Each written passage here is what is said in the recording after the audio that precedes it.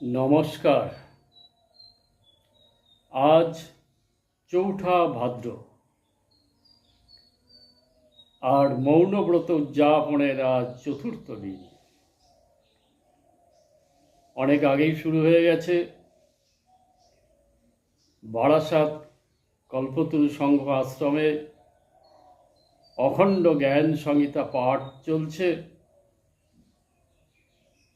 অখণ্ড জ্ঞানের প্রবাহ বইছে। সেই বিষয়কে মাথায় রেখে বা সেই বিষয়কে স্মরণ করেই আমাদের এই পরপর 7 দিনের প্রতিদিনের আলোচনা শুরু হলো। গতকাল চোখ কি করে মৌন হয়, চোখের কথা, চোখের ভাষা কিভাবে শুদ্ধ করা যায়, এই নিয়ে আলোচনা হয়েছিল। আজ জ্ঞানেন্দ্রিয়গুলি যে রয়েছে তার বাকি ইন্দ্রিয়গুলি কিভাবে বিশুদ্ধ হয়, কিভাবে মৌন হয়, সেই বিষয়ে আলোচনা করা যাক। এই মৌন বিষয়ে যে আলোচনাগুলি করা হচ্ছে তা প্রতিটা আলোচনায় খুবই গুরুত্বপূর্ণ। বিশেষ করে যারা প্রথম সাধন ভজনে প্রবেশ করছে তাদের জন্য তো খুবই গুরুত্বপূর্ণ। এই যে বিষয়ে আলোচনা করা হচ্ছে এগুলো কিন্তু একটা জেনে রাখা দরকার। কেবলমাত্র সাধক সাধিকাদের জন্য তা নয়, প্রতিটা ব্যক্তি, সে আস্তিক হোক বা নাস্তিক, এই আলোচনাগুলি তাদের প্রত্যেকের প্রয়োজন। যারা আস্তিক তারা তো অবশ্যই করবে, যারা নাস্তিক তাদেরও করা প্রয়োজন। কেননা মানুষ হওয়া দরকার। ভক্ত না হলেও, ভগবানে বিশ্বাস না থাকলেও মনুষ্যত্ব জাগরণের প্রয়োজন আছে, এটা তো কেউ অস্বীকার করতে পারবে না। সকলেই বর্তমানে মনুষ্যত্বের কথা বলে, কিন্তু মনুষ্যত্ব কিভাবে জাগাতে হবে, মনুষ্যত্ব কি সেটা তো জানা দরকার। তার জন্য এই মৌনব্রত উদযাপন এবং মৌনব্রতে ব্রতী হওয়া একান্ত প্রয়োজন। চলো আজকে জ্ঞানেন্দ্রিয়, আরও 4টি জ্ঞানেন্দ্রিয় যে রয়েছে সেগুলি নিয়ে সামান্য ধারণা দেওয়া যাক। গতদিন চোখের বিষয়ে আলোচনা হয়েছে, আজকে বাকি 4টে বিষয় একসঙ্গে আলোচনা করার ইচ্ছা রইল। কেননা দিন শেষ হয়ে আসছে আর মাত্র 3টে দিন আছে। এবার আসা যাক চোখের পরে নাক। নাকেরও অনেক বিষয় আছে।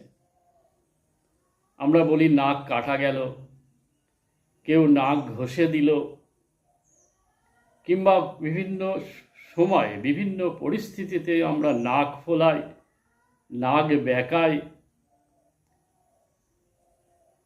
এগুলো তো প্রায়ই লক্ষ্য করা যায়। এই যে নাক ঘোরানো, নাক বাঁকানো, নাক ফোলানো, নাক উঁচু করা, এগুলোর মধ্য দিয়ে নাকের ভাষা মানুষ বুঝতে পারে। অর্থাৎ এই সমস্ত নাকের ভঙ্গির মধ্য দিয়ে নাক কিছু কথা বলে। সেই কথার মধ্যেও কিন্তু দুরকম অবস্থা আছে। কিছু কথা আছে ব্যথার প্রকাশ, কিছু কথা আছে আনন্দের প্রকাশ। কোনো কারণে আমরা যখন লাখ টাকার গন্ধ পাই তখন কিন্তু আমরা তার পিছনে ছুটি, অর্থাৎ জীব ছোটে। কেননা সে বুঝতে পারে, অর্থাৎ সে গন্ধ পায় যে এর পিছনে পিছনে যদি ছোটা যায়, এরকে পটানো যায়, তবে লাখ টাকা পাওয়া যাবে। আবার নাক বাঁকানো, নাক ঘোরানো, নাক ফোলানো, এগুলো বিশেষ পরিস্থিতিতে করতে হয়, কিন্তু জেনে রাখতে হবে যে, বা আমাদের মনে রাখতে হবে যে এইগুলির মধ্য দিয়ে আমরা যেন কাউকে ব্যথা না দিই, কষ্ট না দিই, কাউকে যেন বিপদে না ফেলি, কারোর মনের মধ্যে যেন চঞ্চলতা বৃদ্ধি না করে দিই, উদ্বেগ সৃষ্টি না করে দিই।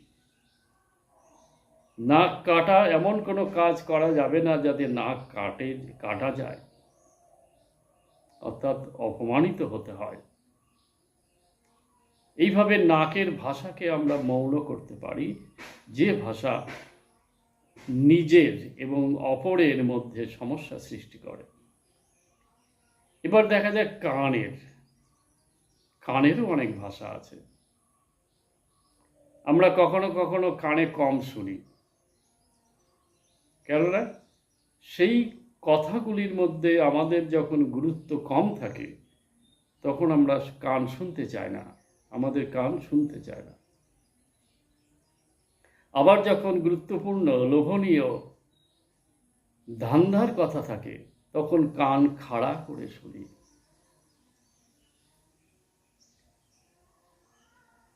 এইভাবে আবার আমরা বলি না আকাশে কান পাতা, অর্থাৎ কোনো দূরের কথা, কোনো বিশেষ গুরুত্বপূর্ণ কথা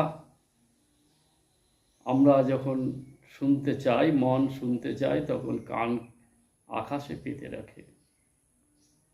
এইভাবে কানেরও অনেক ভাষা রয়েছে, সেই ভাষারও সংশোধন করা দরকার।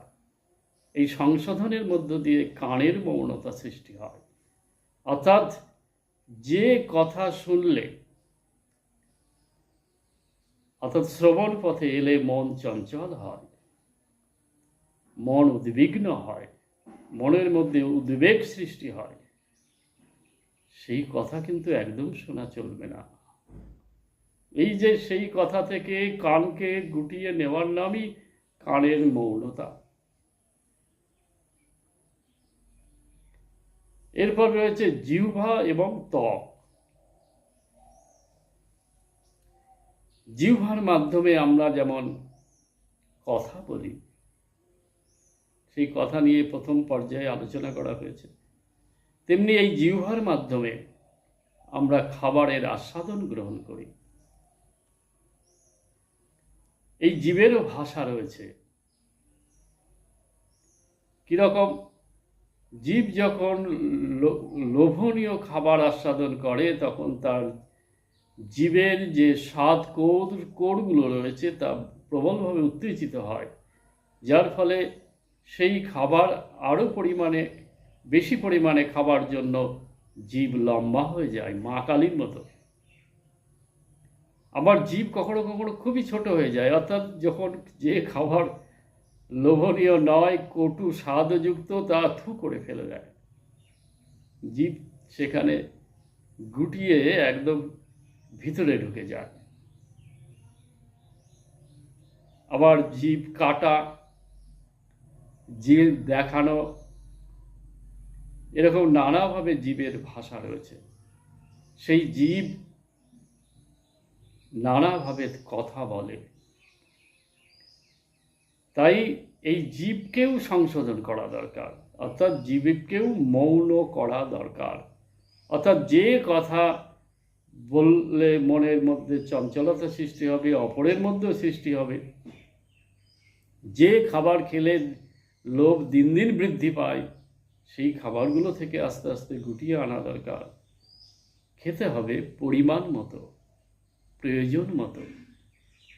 সব খাবারই খাওয়া যায় যা স্বাস্থ্যের পক্ষে প্রয়োজন, কিন্তু স্বাস্থ্যের দিকে লক্ষ্য রেখে খাওয়া দরকার। কখনোই লোভের জন্য নয়, জীব যাতে লম্বা হয়ে যায় তার জন্য নয়।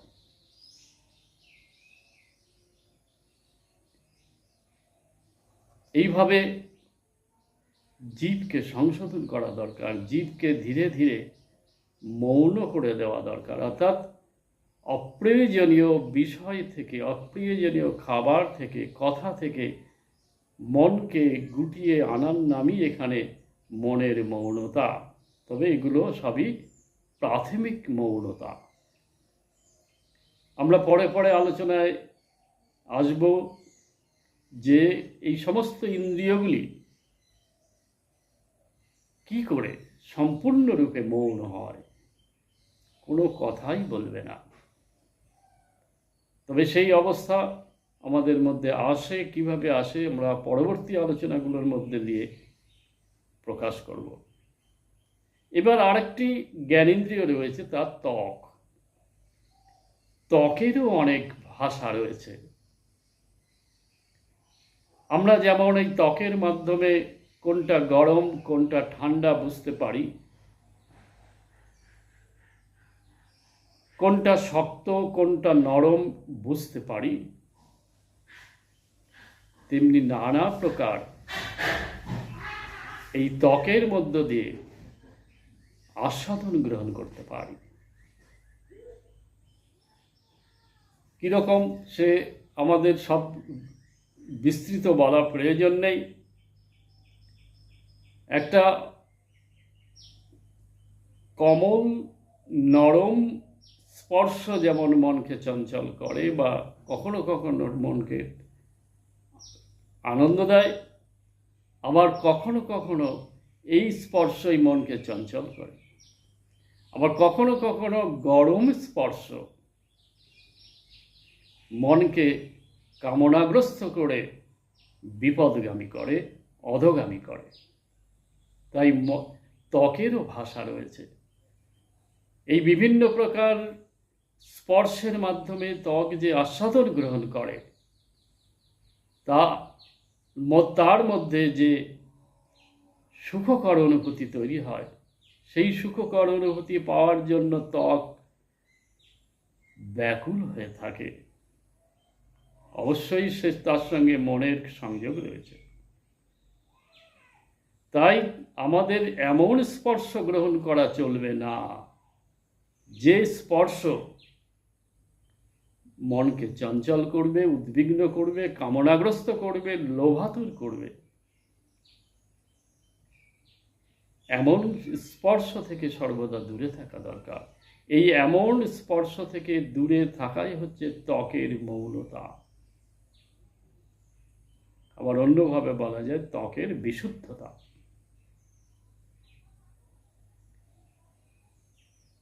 তাই এখানে আজ আমাদের চতুর্থ পর্বে মৌন ব্রত উদযাপনের এই চতুর্থ দিনে 4টি জ্ঞানেন্দ্রিয় নিয়ে সংক্ষিপ্ত আলোচনা করা হলো এবং পরবর্তীকালে আমাদের অর্থাৎ আগামীকাল পঞ্চ কর্মেন্দ্রিয় কিভাবে বিশুদ্ধ হয়, কিভাবে মৌন হয়, সে বিষয়ে আলোচনা করা যাবে। আজকের মতো আলোচনা এখানে শেষ। সকলে আনন্দে থেকো, সুস্থ থেকো, মৌন থাকার চেষ্টা করো। নমস্কার।